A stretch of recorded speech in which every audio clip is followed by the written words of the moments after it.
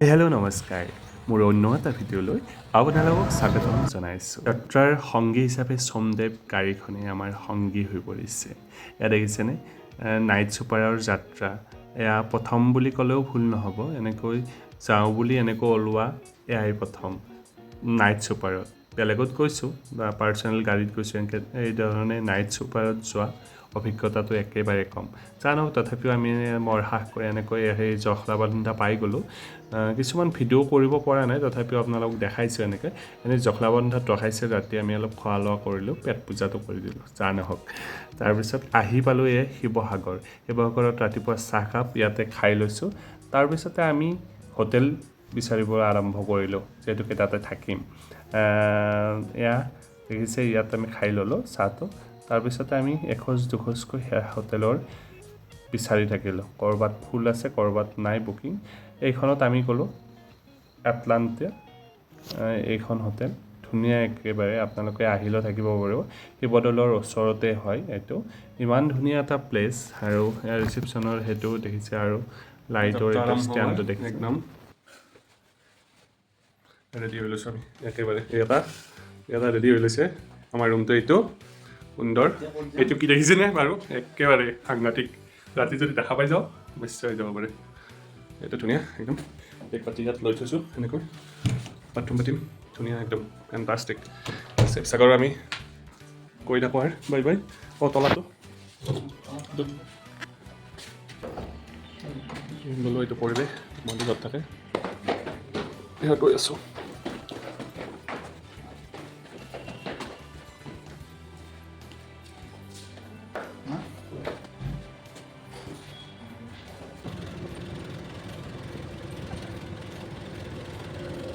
আমি যাই আছোঁ আজি শিৱসাগৰৰ প্ৰথম দিন। আজি শিৱসাগৰত আমি গৈ আছোঁ, ইয়াৰ ঐতিহাসিক বস্তুবোৰ আমি চাবলৈ গৈ আছোঁ, আৰু তাত কি কি দেখা পাওঁ, কি কি চাম আমি আপোনালোকক কৈ দেখাম।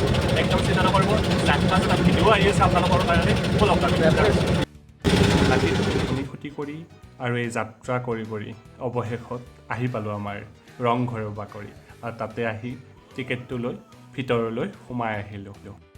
এয়া আমি ৰংঘৰত সোমাম টিকেটটো, আৰু ইয়াত 25 টকা কৰি লৈছে। আপোনালোকো আহিলে ইয়াত 25 টকা কাউণ্টাৰ আছে, কাউণ্টাৰত টিকেট শুনি বিহু মাৰিবলৈ যাওঁ আমি গোবিন্দই ৰাম। হয়, ইয়াতে বিহু হ'ব 2 তাৰিখৰ পৰা।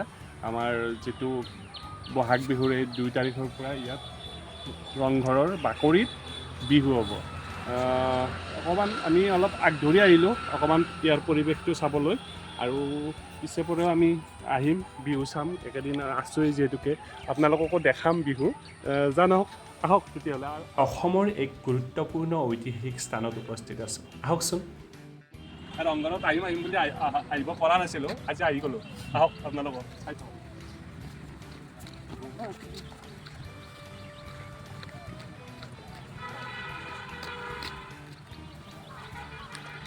অথবা যিমান সেই আজি ওচৰৰ পৰা চাইছোঁ, ইমান দিনে সেই হৈ আছিল। আজি সেই বাকৰিত আজি আহি পিনে চাইছোঁ, বহুত দিনৰ অপেক্ষাৰ অন্তত আজি। আৰু সেইবোৰ ধুনীয়া, আৰু পৰিষ্কাৰ পৰিচ্ছন্নতা ধুনীয়া কৰি ৰাখিছে একদম। ৰংঘৰৰ কোনো জাবৰ জোঁথৰ বা কোনো প্লাষ্টিক ধৰণে এনেকুৱা পোৱা নাই। কিন্তু আটাইতকৈ দুখদায়ক কথা, আমাৰ কিছুমান ইমান সেই আছে, এই আপোনাৰ চাওক ইমান ধুনীয়া পৰিপাটি, তাৰে মাজত এইটো দেখিছেনে ছিগনেচাৰ খাই এনেকৈ পেলাব লাগেনে? এনেকৈ ফলক লিখাও আছে ইয়াতে, এইবোৰ পেলাব নালাগে অৱশ্যে। এয়া চাওকচোন, ইমান ধুনীয়া এটা পৰিৱেশ ঘৰটো। এতিয়া আমি গৈ আছোঁ ভিতৰলৈকে, বন্ধু মই একেবাৰে। চাওক ভিতৰটো, তলত এনেকৈ এইপিনে পথ আছে, এইপিনে ইছ কি চাব, কোনপিনেদি চাব? এইপিনেদি চাব, এইপিনেদি যাব। এই ৰংঘৰটোৰ ডিজাইনটো সঁচাকৈ মানিব লাগিব, কিমান ধুনীয়াকৈ বনাইছে। এতিয়াও সেই ধুনীয়াটো এতিয়াও আছে, সি লুপ্ত হৈ যোৱা নাই। আচলতে সেই সময়ত মানে এতিয়াও যদিও অসমৰ এক গুৰুত্বপূৰ্ণ ঐতিহাসিক স্থান হিচাপে আছে, বা সেই সময়তো ৰংঘৰটো আহোম স্বৰ্গদেৱ প্ৰমত্ত সিংহই প্ৰায় জনামতে 1744 চনত নিৰ্মাণ কৰিছিল। ইয়াত মেইন কথা এখন মঞ্চ হিচাপে তেওঁলোকে ব্যৱহাৰ কৰিছে, ৰাজকীয় মঞ্চ।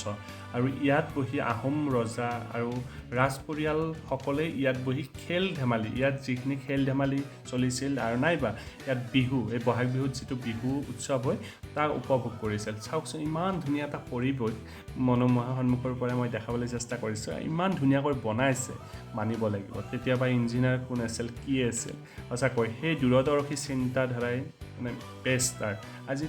আজি বনালে কেইদিনমান পিছতে ভাঙি যায়। জানক এইটো আমি ৰংঘৰ চাই আমি ওলাই দিলোঁ বেলেগ স্থানলৈ। দ্বিতীয় ঠাইকণত তলাতল ঘৰ, প্ৰথম চালোঁ ৰংঘৰ। আৰু আহকচোন তলাতল ঘৰত কিনো এনেকুৱা আগৰ দিনৰ কথা আছে, অলপ অম্লানৰ মুখেৰে শুনো। আচ্ছা, তলাতল ঘৰটো একচুৱেলি 1765 খ্ৰীষ্টাব্দত আহোম স্বৰ্গদেউ ৰাজেশ্বৰ সিংহই বনাইছিল। হয়। আৰু তেওঁ এইটো বনাইছিল আহোম যিবিলাক সৈন্য আছে সেই সৈন্যসকলৰ সুৰক্ষাৰ কাৰণে একচুৱেলি এই তলাতল ঘৰটো বনোৱা হৈছিল। আৰু চাব পাৰে আপোনালোকে ইয়াত মানে সুৰংগ আছে। এইটো ওপৰ ভাগ।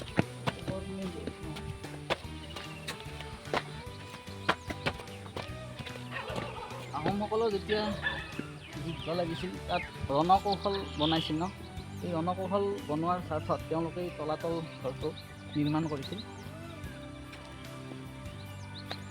বহুত ধুনীয়া হয়, বহুত যুগ যুগান্তৰ, বহুত আগতে বনোৱা, বহুত বছৰ, প্ৰায় 700-800 বছৰ আগত। কিন্তু তথাপিও আমাৰ এতিয়াও এনেকৈ তলাতল ঘৰটো এনেকুৱাই আছে, কোনো খহি যোৱা নাই। কিন্তু বেছি হ'ব। আমি ঘৰ বনালে বৰ্তমান সময়ত ইমান আৰ্টিফিচিয়েল বস্তুৰে বনাওঁ, কিন্তু আমাৰ দুদিনতে ফাটি যায়, ভাঙি যায়। ইয়াত কিমান চিমেণ্টেৰে বনোৱা নাই, তেতিয়া দিনত চিমেণ্ট নাছিলে। বহুত হাৰ্ড কিবা তেনেকুৱা মেটেৰিয়েলছেৰে বনাইছিল।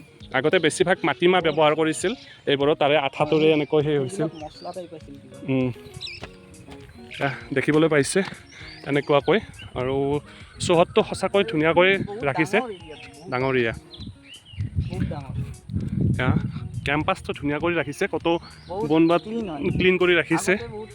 আৰু জংঘল আছিল, এইটো ইয়াৰ নেতৃত্বত যিসকল আছে তেওঁলোকক মানে ধন্যবাদ দিব লাগিব। ইমান এটা আমাৰ ঐতিহ্য অসমৰ সঁচাকৈ লেখত ল'বলগীয়া। আৰু ধুনীয়া কৰি চাওক, পৰিৱেশটো চাওক না, কি ধুনীয়া। এই শালিকাজনী মন মাৰি আছে অকলে, আমি বোলে অলপ সংগ দিওঁ, আহি গ'লোঁ এইজনীক। তাই আৰু দৌৰিব ধৰিছে, চাওক চাওক কি ধুনীয়া। কি কাৰণে এনেকৈবোৰ বনাইছিল আচলতে ক'ব সাংঘাতিক একেবাৰে।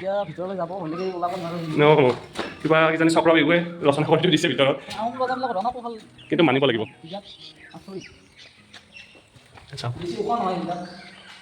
কি ধুনীয়া দেখিছে। আমি তললৈ নামি গৈছোঁ।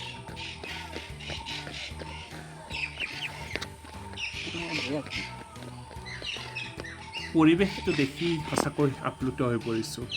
ইমান ধুনীয়া, চাওকচোন কি ফ্ৰেছ হৈ আছে। গৰমটো আছে যদিও তাৰে আগে আগে বৰষুণ যাই আছে। মানে আমি যাই পোৱাৰ আগত মাজৰ সময়খিনিতে বৰষুণ এজাক আহে, সুন্দৰ কৰি ফ্ৰেছ হৈ আছে। চাওক পৰিৱেশটো দেখাই দিছোঁ, ইমান ধুনীয়া এটা পৰিৱেশ। আপ্লুত হৈ গৈছোঁ, থাকি যাওঁ লাগি গৈছে। কিজানি সদায় থাকিয়েই যাওঁ তাতে। আৰু এই বগলীটো অকলেই আছিল, বোলো তাকো এটা ভিডিঅ' কৰি লওঁ, নহ'লে বেয়া পাব পাৰেতো। এই দেখিছে, লাজ পাই উৰি গুচি গ'ল সি। তাৰপিছতে আমি উত্তৰণ যাদুঘৰটোলৈ আহিলোঁ, তাৰে ওচৰতে থকা, বহুতে নাযায় এইটোতো এই আগৰ স্থাপত্যৰ সেই বস্তুবোৰ আছে। ইয়াৰে ভিতৰৰ পিনে নল'লোঁ, এই বাহিৰৰ পৰা এনেকৈ এইটো লৈ দিলোঁ ক্লিপটো। তাৰপিছতে আমি ডাইৰেক্ট জয়সাগৰত গুচি গ'লোঁ। কম সময় থাকিলোঁ। প্ৰকাণ্ড এটা পুখুৰী, দেখিলে ভয় লগা। ব'টিং কৰিম বুলি ভাবিছিলোঁ, কিন্তু যাই দেখি পাই নোৱাৰি। এইবোৰ আছে, ব'টিং কৰিলে কৰিব পাৰে, তাৰে এক্সট্ৰা ফিজ হয়। সেইটো আৰু এজাক ডাঙৰ মাছবোৰ দেখিলোঁ, সেয়া মই সোণালী হাঁহ দেখিলোঁ। তাৰপিছত ইমান ধুনীয়া এখন পাৰ্ক হৈ গ'ল, গভমেণ্টৰ এখন পাৰ্ক খুলিছে, ইয়াতে আমি আছোঁ। জয়সাগৰ এজাক ধুমুহা আহি গ'ল হঠাৎ, ৰাস্তা ঘাট পবিত্ৰ কৰি দিলে। আমি অহাৰ কাৰণে দিলে নেকি প্ৰকৃতিয়ে জানিছিল, জানো। এয়া জয়সাগৰ পুখুৰীটো দেখিছেনে, সাগৰ মানে কিমান বিঘা আছে গম নাপাওঁ, মই সুধি ল'ম, সুধি লৈ পিছত জনাম আপোনালোকক। কিন্তু থাকি কিন্তু ভাল লাগিছে, আৰু যিটো সময়ত আহিছিলোঁ বৰষুণ পৰিলে সঁচাকৈ এটা মনোমোহা দৃশ্য দেখিলোঁ, সোণালী হাঁহ দেখিলোঁ, আৰু বিভিন্ন মাছ দেখিলোঁ। সঁচাকৈ এটা বটিং কৰাটো নহ'ল, বটিং এনেকৈ নকৰোঁ ইয়াত, বহুত সময়ো লাগিব বটিং কৰাৰ কাৰণে, আৰু পিছে পৰে আহিলে আমি বটিং কৰিম। এতিয়া ব'লকচোন আৰু ক'ত যাওঁ, এখন পাৰ্ক আছে ওচৰতে, সেইখনলৈ যাওঁ ব'লক। আমি স্বৰ্গদেউ ৰুদ্ৰসিংহ উদ্যানত উপস্থিত আছোঁ। উদ্যানৰ ভিতৰচৰা সঁচাকৈ মনোমোহা। ইয়াত দেখিছেনে ইমান ধুনীয়া ফুল গছ বিভিন্ন একেবাৰে সেউজীয়া সেউজীয়া হৈ আছে। তাৰ লগতে ইয়াত খাব পৰাকৈ এখন ৰেষ্টুৰেণ্ট, জুইশাল বুলি এখন ৰেষ্টুৰেণ্ট ইয়াত প্ৰস্তুত কৰিছে। আৰু ইয়াত আমাৰ অসমৰ হাৰ্থক জুবিন গাৰ্গদেৱেও ইয়াত খাদ্য উপভোগ কৰিছিল বা খাদ্য খাইছিল ইয়াত। এয়া দেখিছেনে ইমান ধুনীয়া ভিতৰচৰা, আৰু এইখন প্ৰস্তুত কৰা বা আৰ্হিটো আমাৰ বিধায়ক শিৱসাগৰৰ অখিল গগৈ ডাঙৰীয়াৰ নেতৃত্বত এখন গঠন হোৱা বুলি গম পাইছোঁ। ইমান ধুনীয়াকৈ প্ৰস্তুত কৰিছে, আৰু তাৰ কনচেপ্টবোৰ সঁচাকৈ মানিব লাগিব। তাৰে লগতে এটা মিউজিয়াম আছে, আপোনালোকে দেখিবলৈ পাইছে, এইটো শিশু উদ্যানৰ লগতে তাতে সৰু বাচ্চাও খেলিব পৰাকৈ কিছুমান যা যোগাৰ আছে, এইবোৰ দেখিবলৈ পাইছে। বিভিন্ন গছ গছনি ফুল ফলে মানে ভৰি আছে, তাৰ লগত সৰু বাচ্চা খেলিব পৰাকৈ বিভিন্ন বস্তুৱেই আছে।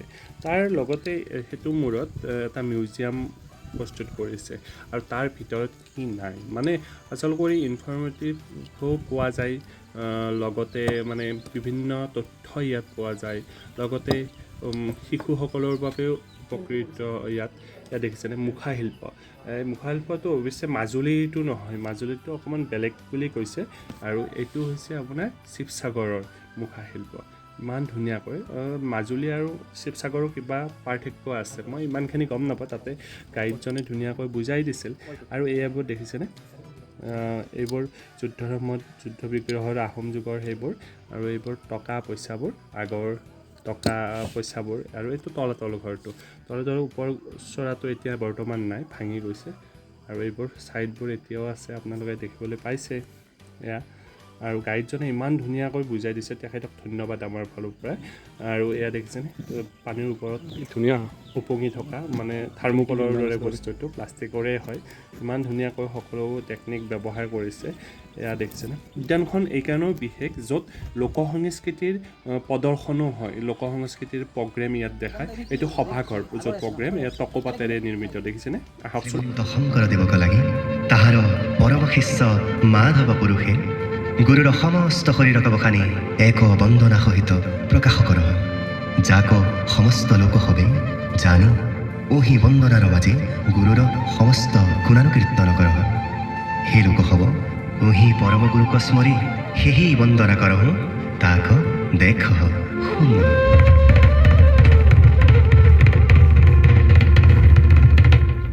উদ্যানৰ পৰা পোনপোনে ওলাই আহি আমি ৰুদ্ৰসাগৰৰ ওচৰতে থকা নপুখুৰী শিৱদৌলত উপস্থিত হ'লোঁ। কি ধুনীয়া এটা পৰিৱেশ সঁচাকৈ, সেই সকলো দৌল হওক বা সাগৰ পুখুৰীৰ পাৰ হওক বা উদ্যানসমূহ ইমান ধুনীয়াকৈ, বাৰিষা কালটোতো ইমান ধুনীয়াকৈ চাফ চিকুণ কৰি ৰাখিছে। আৰু এই দৌলটোৰ ভিতৰত চাওকচোন, মই কিছু গৈছোঁ, ভয়ে ভয়ে গৈছোঁ, মানে ইমান ভয় লগা, দেখিছে ভিতৰচৰা, কোনো নাই তাত। ইয়াত যে দেউৰীজন বা পণ্ডিতজনে কেনেকৈ সোমায় অকলে পূজা ভাগ কৰি থৈ আহে, বা মানুহ সোমায়, সঁচাকৈ ভয় লগা। তাত কি আছে মোৰে যাবলৈ ভয় লাগিছে কিছু, তথাপিও আপোনালোকক দেখুওৱাৰ খাতিৰত এনেকৈ গ'লোঁ। তাৰপিছত কেইমাহমান আগত যে ভাইৰেল হৈ আছিল, এখন এল'প্লেন লৈ আহিছিল গাড়ীৰে, আৰু সেইখন ইয়াত ৰেষ্টুৰেণ্ট বনাব, তাৰে কাম চলি আছে, 1 বছৰমান পিছত হৈ যাব। তাৰপিছত আমাৰ পেট পূজাৰ কাৰণে আহি গ'লোঁ, এখন জুইশাল বুলি এখন ৰেষ্টুৰেণ্ট, আৰু শিৱসাগৰৰ থলুৱা সোৱাদ যদি ল'বৰ ইচ্ছা আছে এইখন হোটেলত আহি খাব, ধুনীয়া সোৱাদৰ, আৰু একদম মানে ক'ব লাগিব টেষ্টিয়ে বেলেগ। ইয়াতে পেট পূজাটো কৰি পোনে পোনে আমি হোটেললৈ আহিলোঁ, আৰু তাত কিছু সময় ফ্ৰেছ হৈ অকণমান জিৰণি লৈ আকৌ সন্ধিয়া শিৱদৌল, দেৱীদৌল আৰু বিষ্ণুদৌল চালোঁ, আৰু 100 years চোৱা চাৰ্চটো চালোঁ, চাই পিনে আকৌ হোটেললৈ উভতি আহিলোঁ। আৰু দ্বিতীয় দিনাৰ ভিডিঅ' আহি আছে, চাব। Bye bye.